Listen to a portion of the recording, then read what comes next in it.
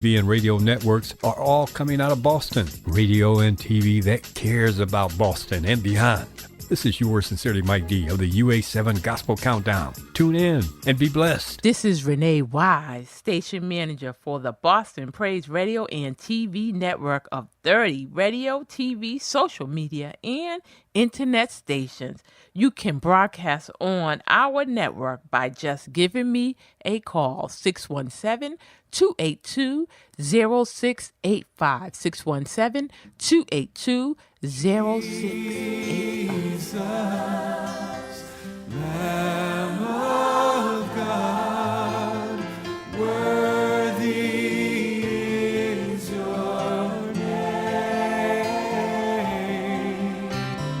Jesus, Lamb of God, worthy is your name. You are my strength. My strength when I am weak. You are the treasure that I see. You are my all in all. Seeking you as a precious jewel, Lord, to give up might be a fool. You are my all.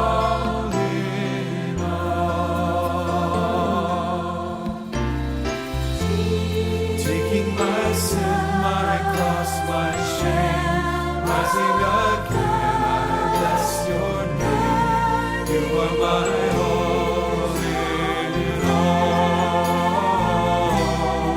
Yes, Lord. When I fall down, you pick me up. When I am dry, Lord, you fill my cup.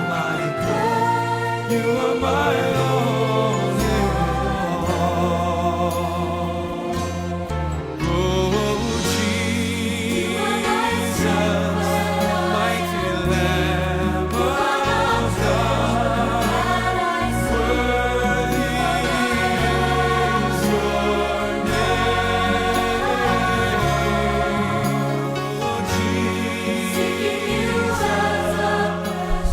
Amen, amen, amen, amen. Jesus.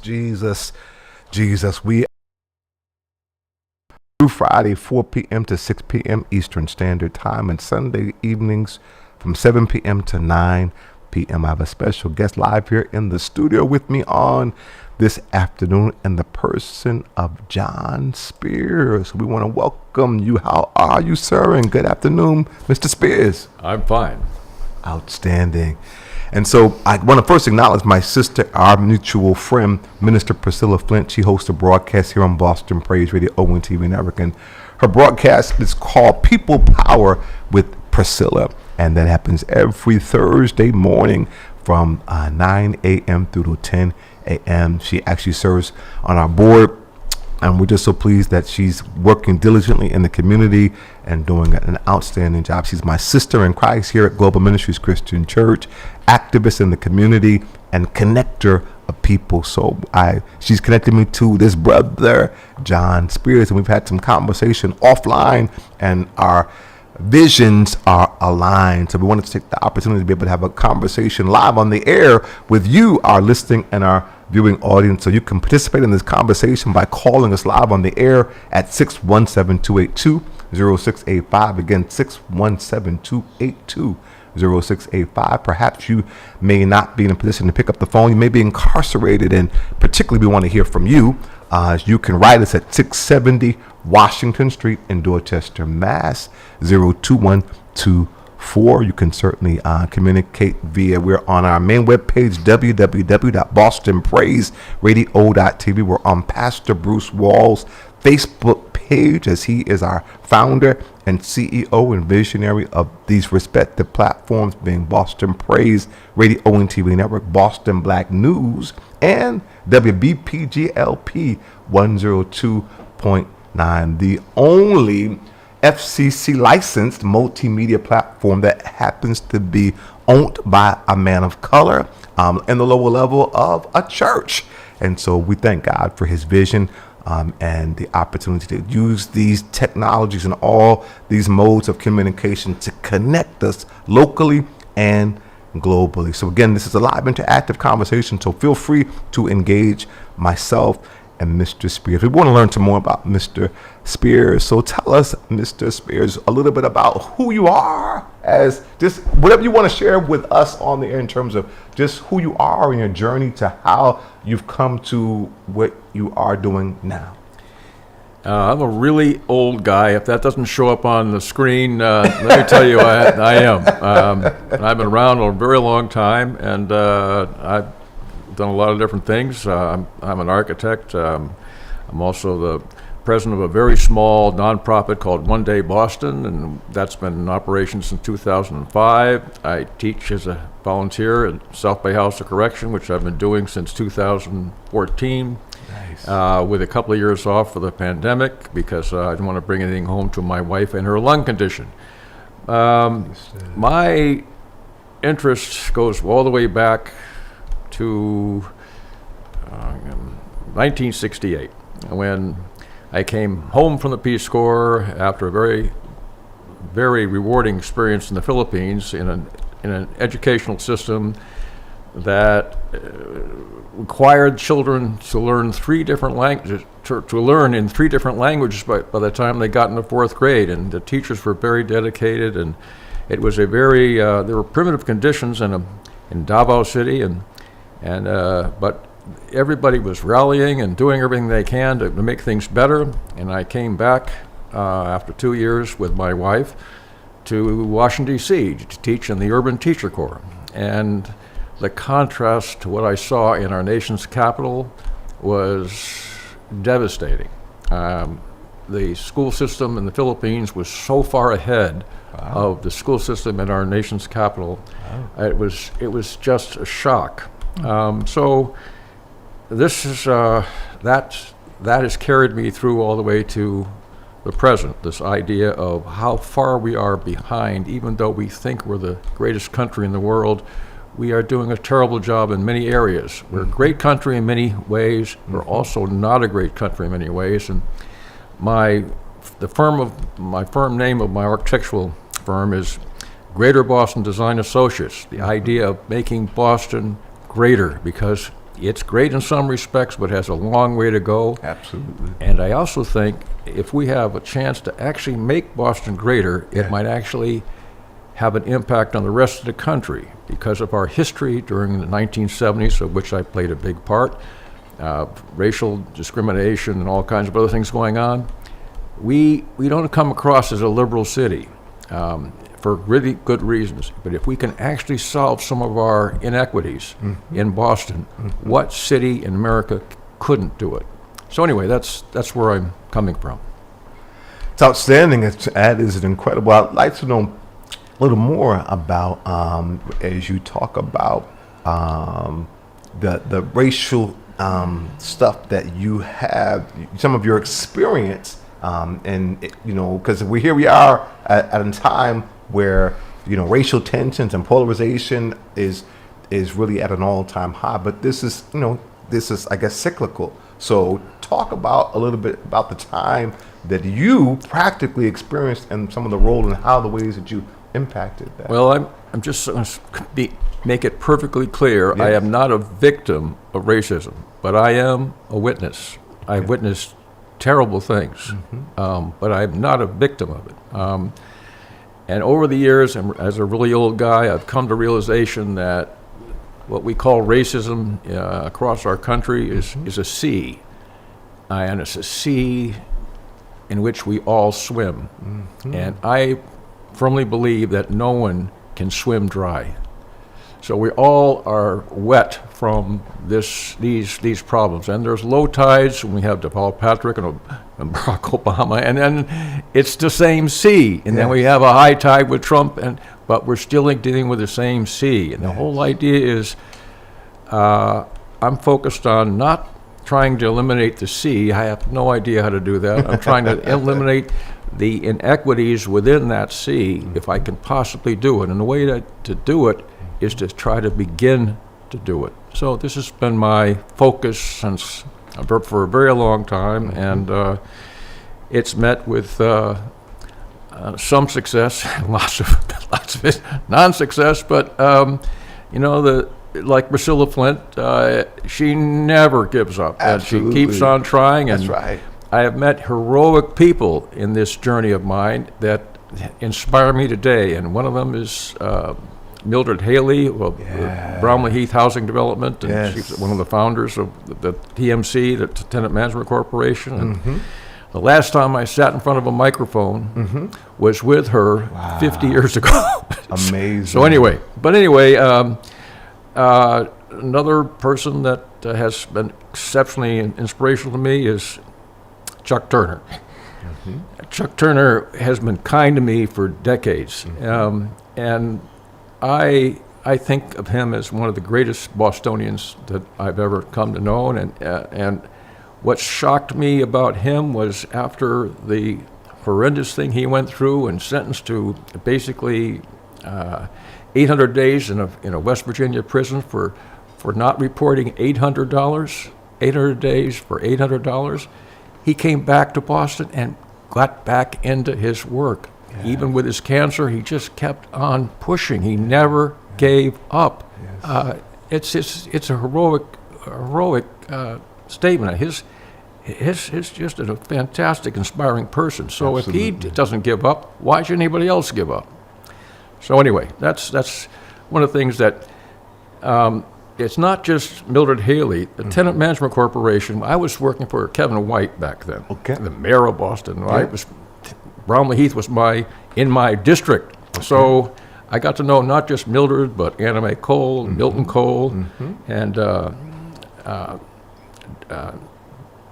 whole bunch of other people, Eleanor Twigg and Bill Haynes and a whole bunch of other people, and they did so many fantastic things with hardly anything. Absolutely. So I'm just saying that this is the thing that has given me an idea to say, well, maybe we can actually start solving problems.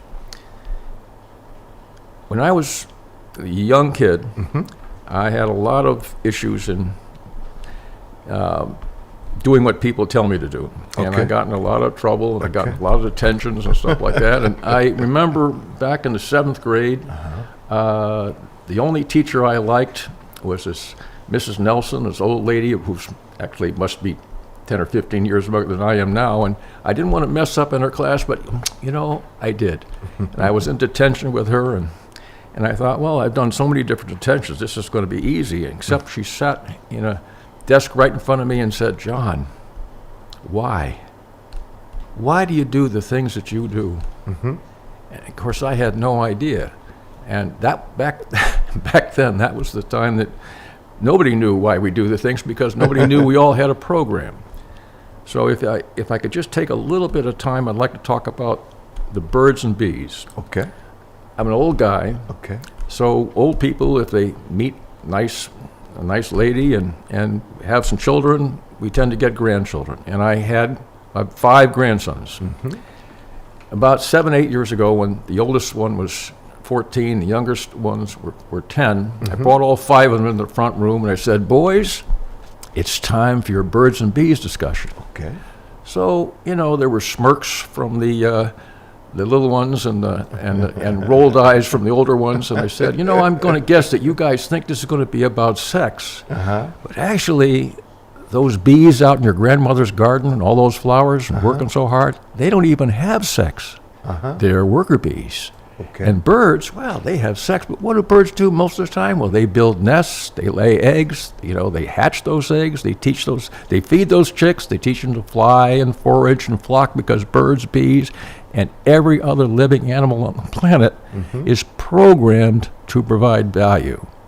Programmed to provide value in their work, to their families, and for their communities. Every one of us is programmed to provide value. That's right. When I tell that story to my classes at South Bay House of Correction, the next question I say is, what happens if we are programmed to provide value? And it's not just any old program, it's the alpha program. It's the reason we all exist, because we didn't flock and have herds and cities and stuff like that, we wouldn't be. Anyway, What happens if we don't provide value? If we aren't able to do so, what happens? And there's no question that everyone in all the classes I've ever taught, they know the answer. What happens is serious mental issues. Their depression. They all take, most of them take these antidepressants and stuff like that because, it gets on them. So anyway, the cure for that is to give people opportunities to provide value. So the whole thing that I'm focused on in my work is to generate mechanisms that give people opportunities to provide value, more value than they're now providing, in their work, to their families, and for their communities. And for these guys, these incarcerated men, the chances of them having an opportunity to get a job in some kind of business and actually get enough income to provide value is very low. But all of them have two major qualifications. The first one is they hate being told what to do. Just as a general, all of them hate being told what to do. And the second qualification is they're not afraid of risk. Those two qualifications are the key qualifications for being a business owner. Because if you have to be able to take risks, not shoot yourself on the head and things like that, but take some risk with your, a minimal of pain if something goes wrong. The other thing is, if you hate being told what to do and your business goes up and down, in those downs, you're not going to give up. Because if you give up, you're going to go back to working for somebody else to have some jerk telling you what to do. You persevere, and perseverance is how businesses succeed. So these particular people are potential business owners, legal business owners.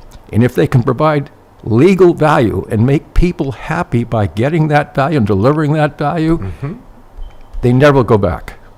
So the whole idea is to try to encourage them to think about what they can actually do to provide this value. And of all the hundreds of people I've worked with before the pandemic, after the pandemic is over, no one I actually had in my classes is back at South Bay. I don't know why.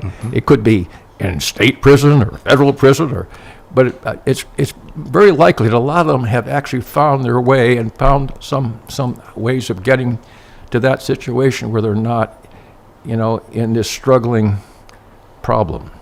So this is the kind of thing that we're trying to do, and we're trying to ramp this up in a bigger way, and that's what I'm all about. It's incredible. Brother John Spears. And I want to talk some more about that. We're going to actually pause, I hope, and take a brief break. I want to share this song with our listening audience. It's by an artist named Dave James, and the song's title is "This Is My Life." And we'll be right back.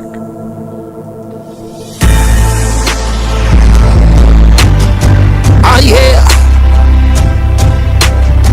come on, let's make the glory known on this one. Come on, say, this is my life. This is my life. This is my life.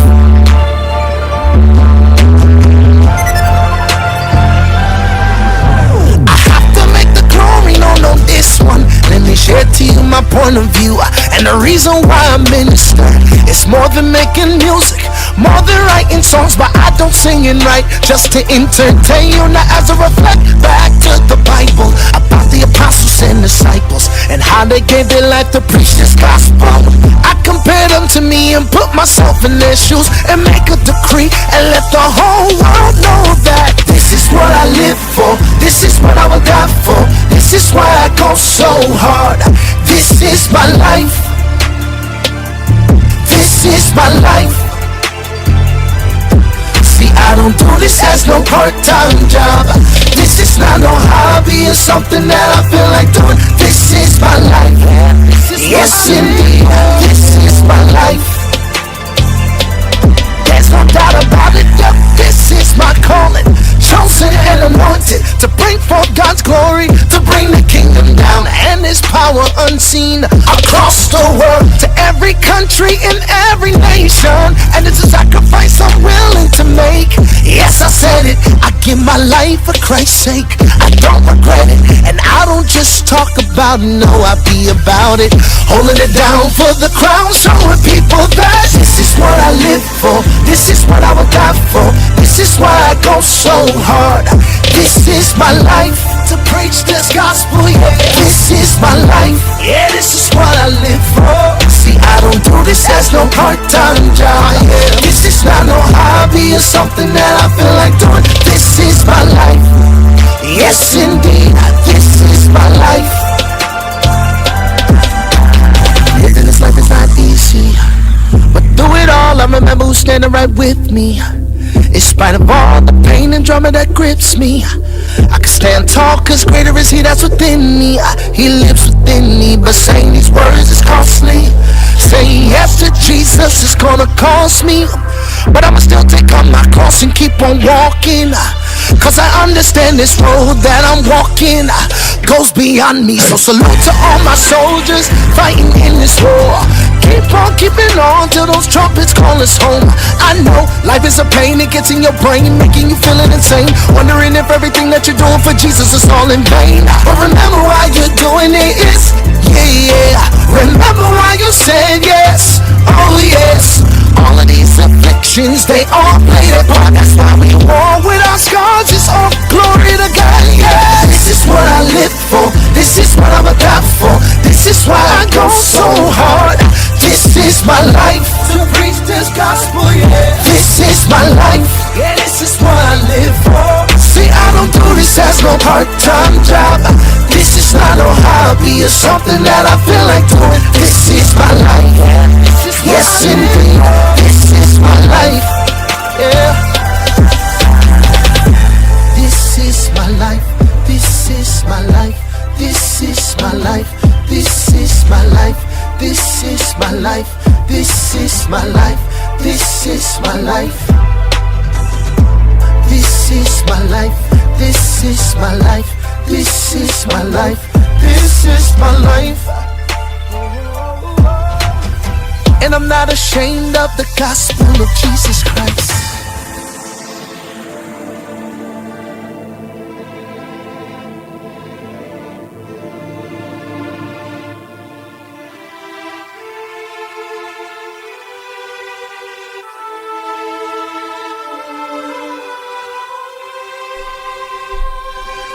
Dave James is the artist. Again, the song's title is This Is My Life.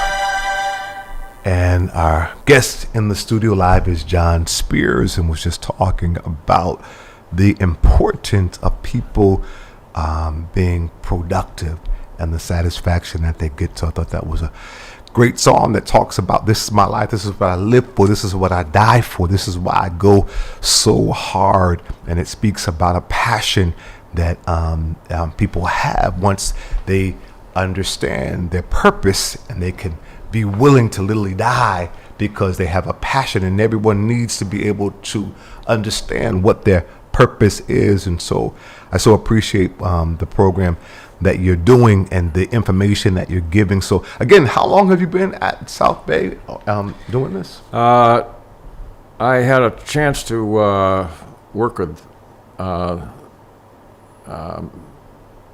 Sam, the sheriff of Suffolk County before he became sheriff. Okay. And when we had a conversation about what he wanted me to do or something, and I said, look, I'd like to volunteer, and just, you know, so I've been volunteering. My business is successful. I don't need any income, and sure. So you know, the nice thing about working there, they can double my salary every year and not, you know, spend an extra penny. But so that's worked out very well, and he was very good to me to get me in there. And then the next issue was I wanted to work with these individuals I taught when they got out of South Bay, and there's a firewall up in the prison, and the firewall is you know, no employee should have any contact with former prisoners just for safety and security reasons. But Yolanda Smith at that time was superintendent of the prison, and she looked at me like I was a bit nuts, and she said, well, all right, if you want to do that, we want to take this step, you have to, write everything down. Totally transparent, so every time you meet with somebody, you got to actually send a written report. So I started sending these written reports as I started meeting with various individuals, and the director of the education program called me in and said, John, I've got this report here. Did you actually give this particular individual a ride in your car? And I said, yeah, we had to go someplace and he didn't have.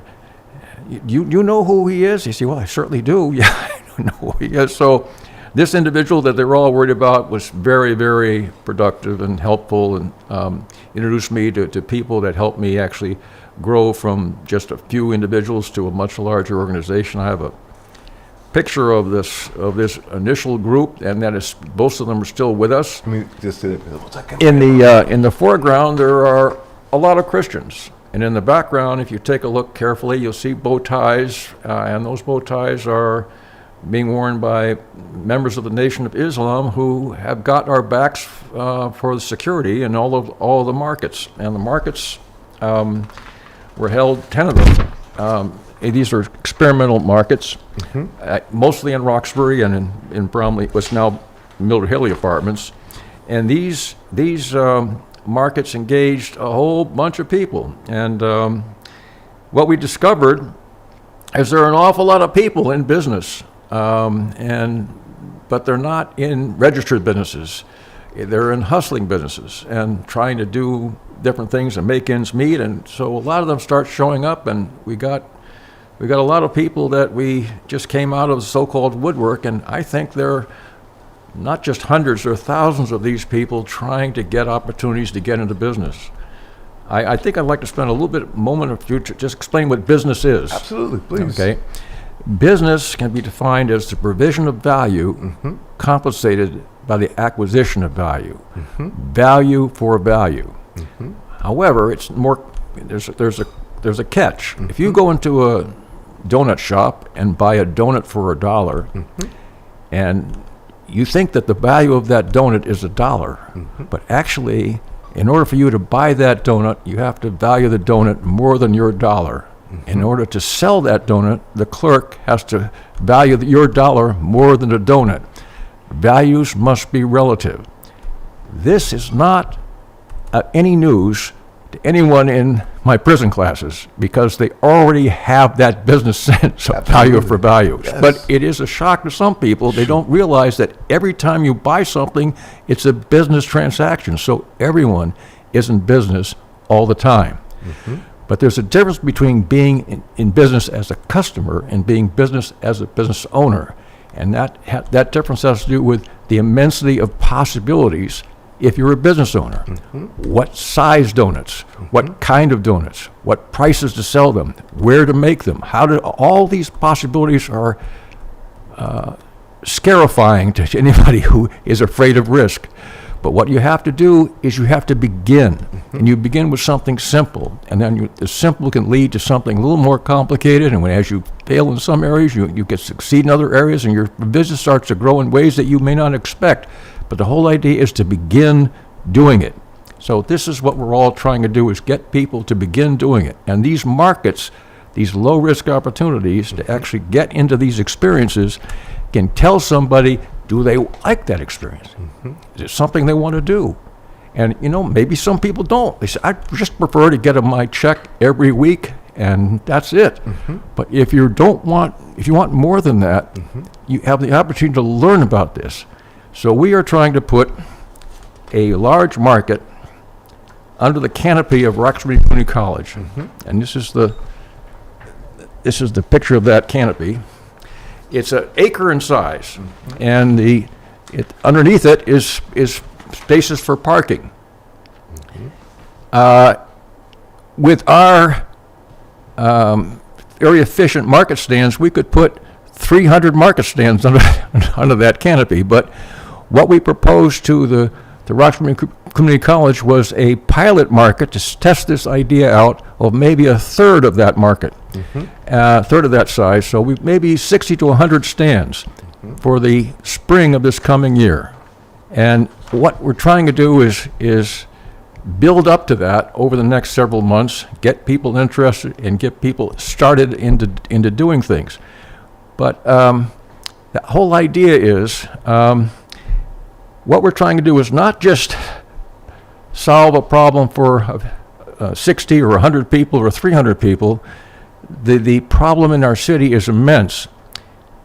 In the state of Massachusetts, the Commonwealth of Massachusetts, there are more than 700,000 businesses. 700,000 businesses. There's 1,000 small businesses, but 700, small. 1,000 publicly traded businesses, but 1,000 small businesses.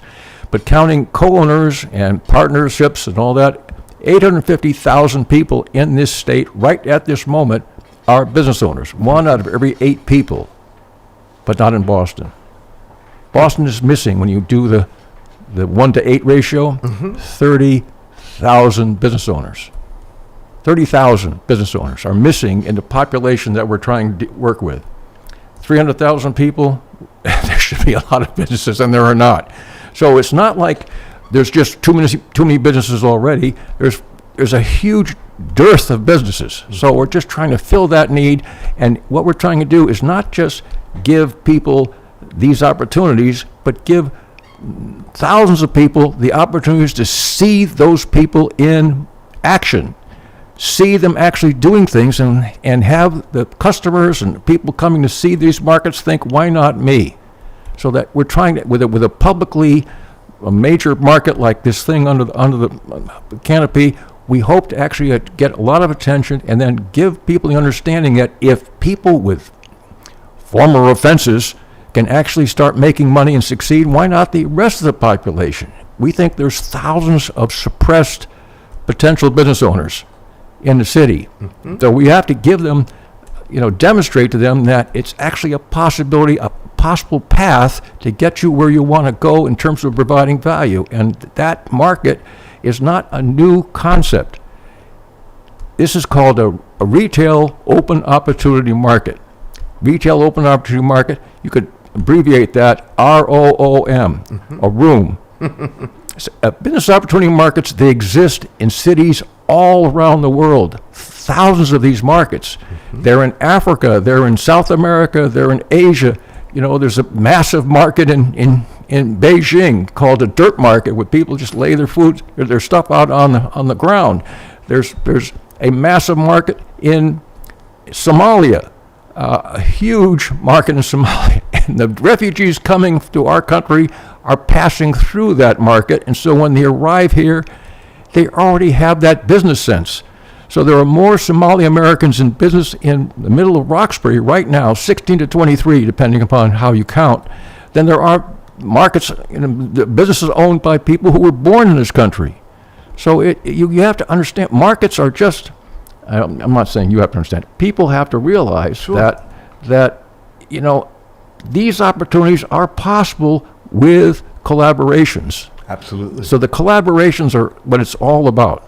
So anyway, we think, and I'm not trying to lead this massive, this room underneath this thing. I'm trying to pass this thing on to people who are a little younger than me, who actually can do the job and carry it through, because, who knows? I wake up every morning surprised. So the whole idea is to kind of, get this thing started and, pass those batons around, and there have to be multiple batons. It means a lot of people have to work together to get these things accomplished, and this is what I'm trying to affect, trying to begin and then have people run with it.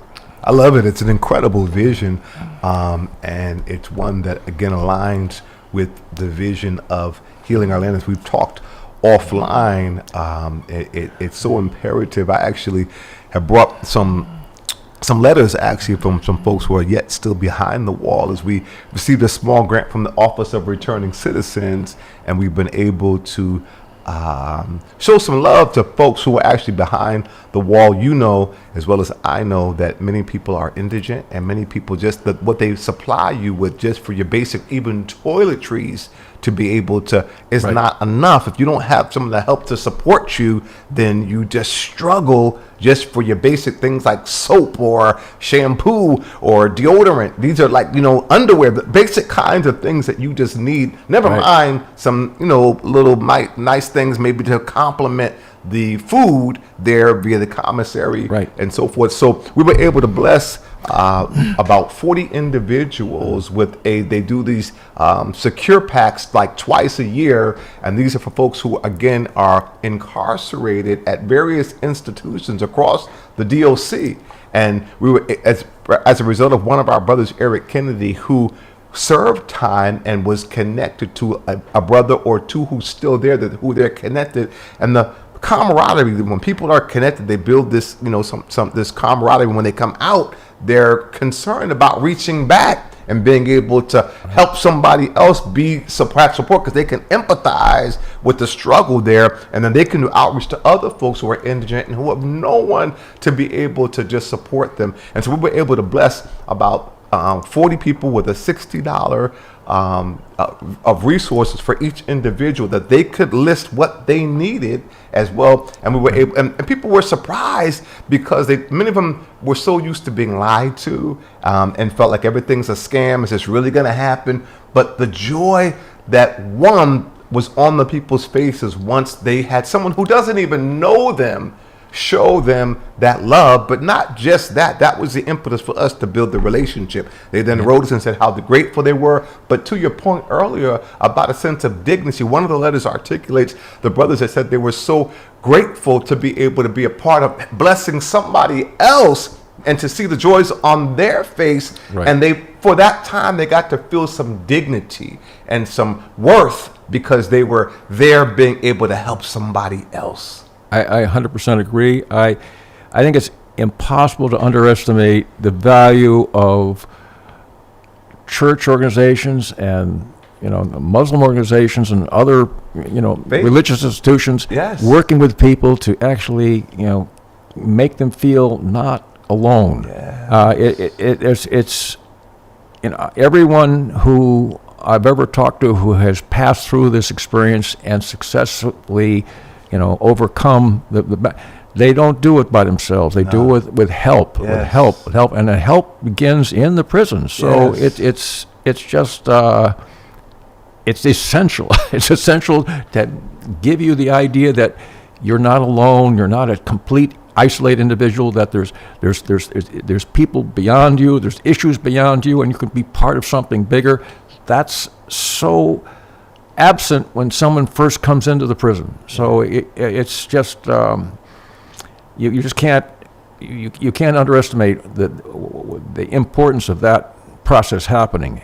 In the markets we're trying to actually grab collections of stands into groups of 8 so that we encourage the collaboration with these 8 people working together, and these people can then make better decisions, and they can actually have more of a way of getting goods that are of value into this group of 8 stands that they can then offer to people who come in. So the collaboration thing, people like me, who look like me, have done a lot over the last 300 years to individualize and isolate people who are not of the same complexion they are, and that exists today. And so the whole idea is to kind of overcome that somehow, but in multiple different ways, and those collaborations, they mean so much when you get out of prison, because when you get out of prison, you have all of this so-called freedom, but another word for not being able to do anything. So again, I do think the solution lies within all of the organizations that are currently working, on various things, working together to kind of solve these problems in a collaborative way. And if we can actually get that done through the help of these markets, encouraging that, maybe we can actually start really beginning to reduce the number of people in poverty. I agree, and I appreciate you. You know the many things you're talking about. So the notion going behind the wall at MCI Norfolk with the African American Coalition Committee, and these are brothers who are writing pieces of legislation, such as the piece of legislation that's sitting in the Constitutional Convention at the state level right now to have people who are presently serving felony convictions restored to participate in democracy, right? They had that up until 2000, and because, quite candidly, of the effectiveness and the impact of brothers behind the wall who were exercising their right to vote, that was actually stripped from them. And now they've worked diligently as they formed all sorts of committees and so forth to do a lot of stuff that they're doing behind the wall that affects the broader institution. They now have written this piece of legislation with State Representative Russell Holmes that now, again, we're the second state in the country to move this piece of legislation because it literally takes a constitutional amendment to restore that right. And so these brothers, I've had the privilege of going behind the wall with State Representative Chris Worrell, with State Representative Russell Holmes, and I have wrote a letter, an application to be a volunteer on the African American Coalition Committee within MCI Norfolk. As you know, I serve as a volunteer chaplain at Nashua and South Bay. That's the House of Correction and the jail, but this is the DOC. Yeah. And so more restrictions and more hoops we had to jump through. Initially, the application was denied, but we were able to do an appeal. And by the grace of God, Superintendent Alves actually honored the appeal. And it's interesting. The reason why it was denied was the same thing you just said. So I went through a whole orientation about what you can do and can't do. And on the application, they asked if I had contact with folks who were behind the wall or who've been released from incarceration.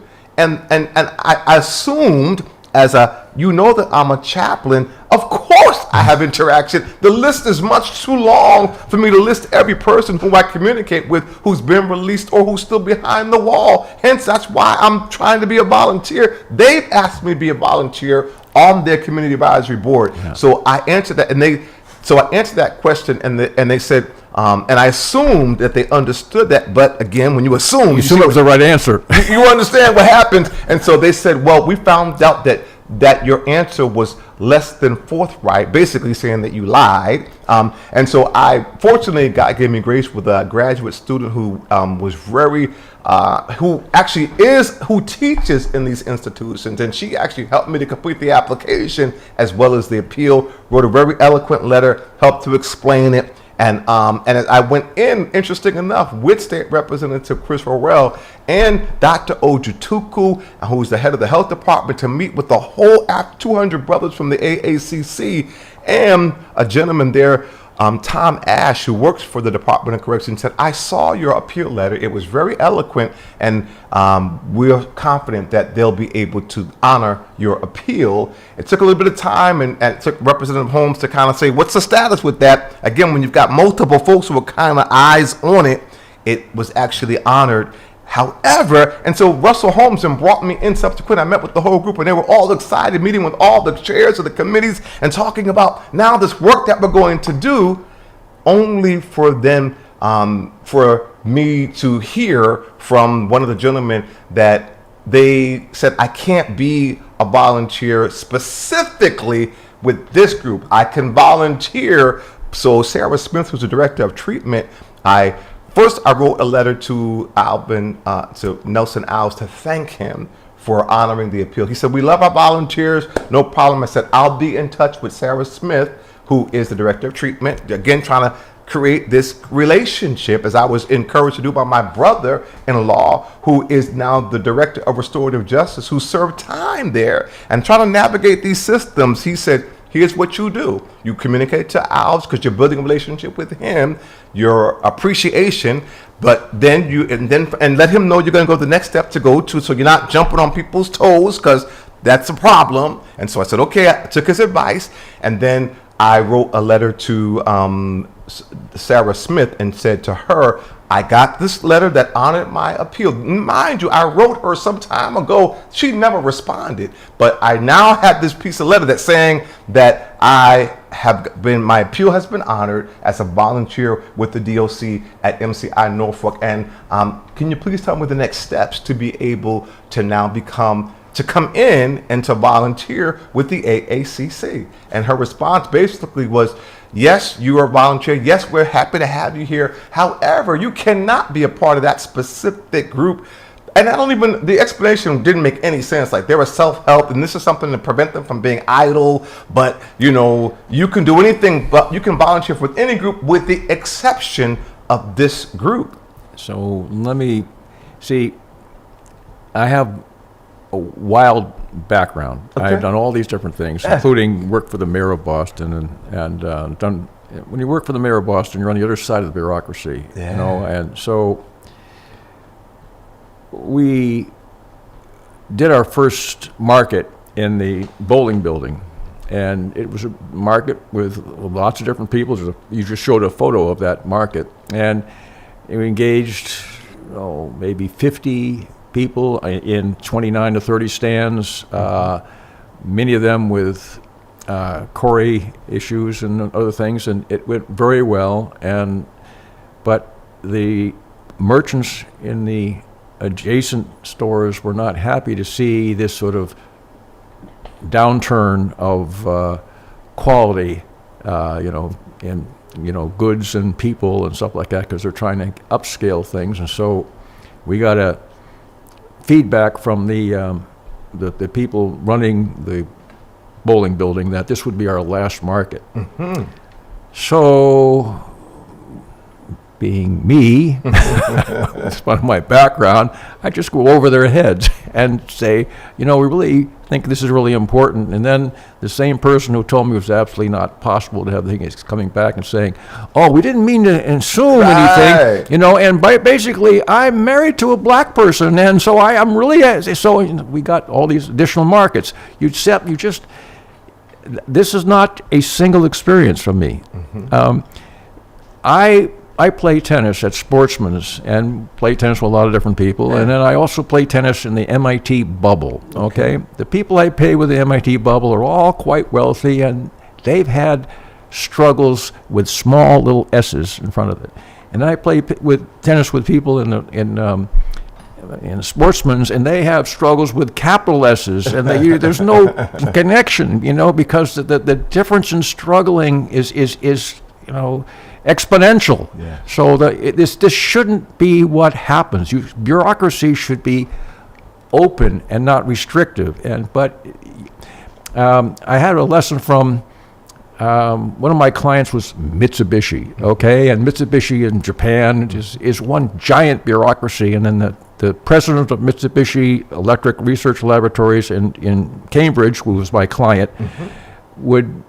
They called him the American, because he was somebody who hated being told what to do by bureaucracies. Mm-hmm. So he had an interesting take. He would never, ever return phone calls from the lower end bureaucrats. Mm-hmm. He just wouldn't do it. Mm-hmm. And he would wait till the issues got so dire that it went up to the upper levels, and then he could actually go above their heads and do things.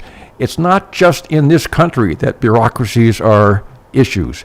It's not just in this country that conservative people hate government because all they see are the lower level, no you can't bureaucracies. Mm-hmm. So what we have to do is I am not a Democrat or Republican, and, sure. and I'm aggressive, and I'm secretly, and I'm just going to let you all know, okay. I'm a globalist. I began as a teenager working for the United Nations, and I've had a lot of UN experiences, and I just believe there's no difference in value between someone from the middle of South America and someone here. So when we're trying to keep people out who are risking their lives to go across the Caribbean Sea and come in this country, they're people willing to take risks to change their way of living and not willing to be told what to do.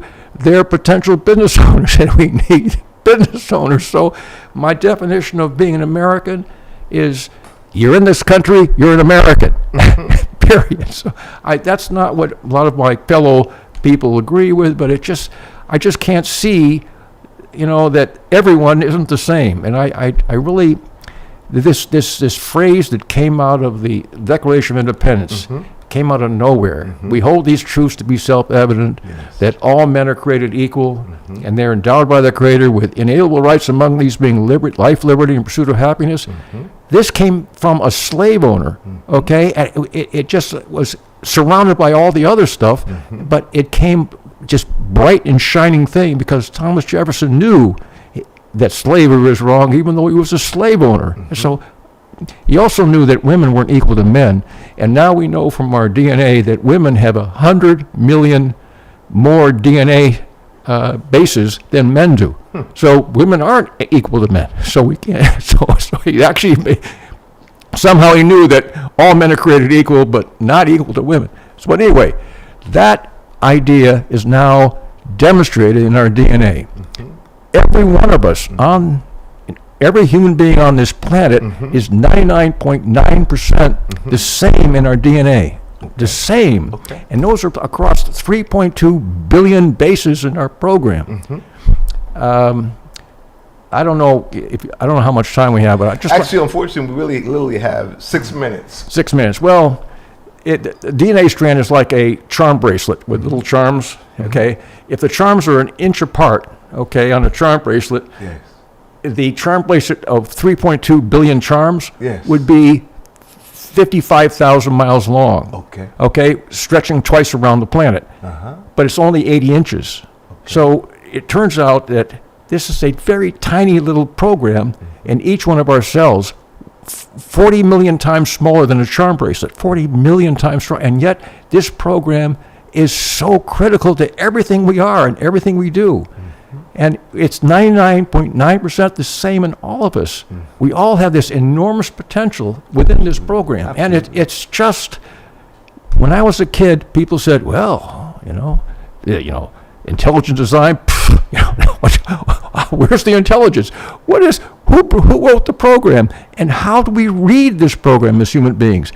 It's a fantastic thing. It's beyond any comprehension. It's bigger. We'll never get to this idea of building this program ourselves. It's huge. And yet it exists in all of us for reasons that we may not know, but it's there. And it's there to give us the chance to actually become better.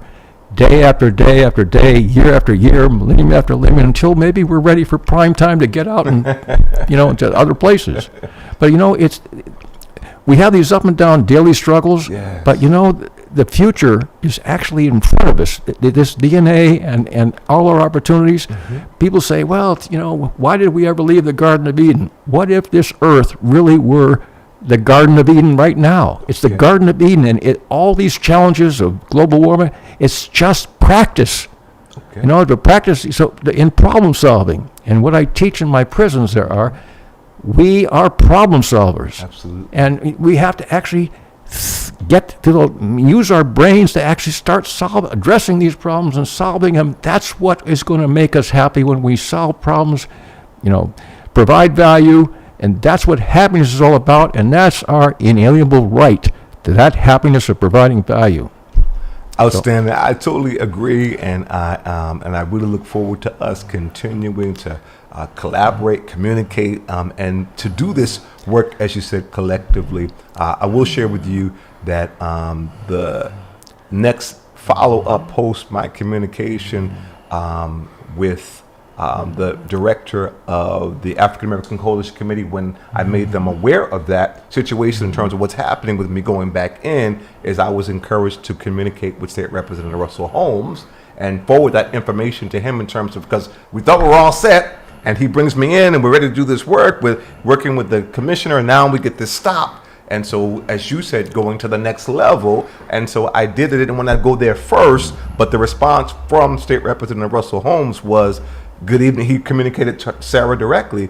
Good evening, Sarah. Thank you for your attention to this matter. The AACC is certainly a self-empowerment group, but they have been asking for volunteer assistance for years. He says, as a matter of fact, I have made it clear, they have made it clear to me that they're in need of multiple volunteers. Could we please discuss to get a better sense of disconnect between their needs as a group and those outlined by the department? So now the state representative is putting pressure on them, and this is what happens when this happens. Now you'll get a different response. Off air, because we probably don't have time, Yes. I can give you some techniques of how to deal with bureaucracy. That would be wonderful. And one of the ways is to pluck these saying no people out of the woodwork and put their name on a piece of paper and say, thank you for turning us down, but we give information, but, and is this what you're actually saying? Put it in writing, send it back to them, and then they're on the record themselves. They're plucked out of the, passing it on the buck. They're made responsible, okay? And then you can take that letter and go over their heads, and Maura Healy's assistant can call them and say, really, we'd like to have you just authorize this and go forward, and all that bureaucracy will go away. Outstanding. So anyway, there's ways of getting beyond it, and I can help in those ways. Outstanding. This is great. And that's for everybody who's listening. Don't let a bureaucrat tell you no. There's ways to get beyond that bureaucrat. With that said, with 1 minute left, with that advice and that wisdom that you have, that you're offering me and extending to our audience, so how would one be able to contact you if they're interested in supporting your vision, learning from you how to navigate bureaucracy? Well, we have One Day Boston is just, it's a non-funded small business. I just basically, foot the bills myself. Okay. But in order to do this market,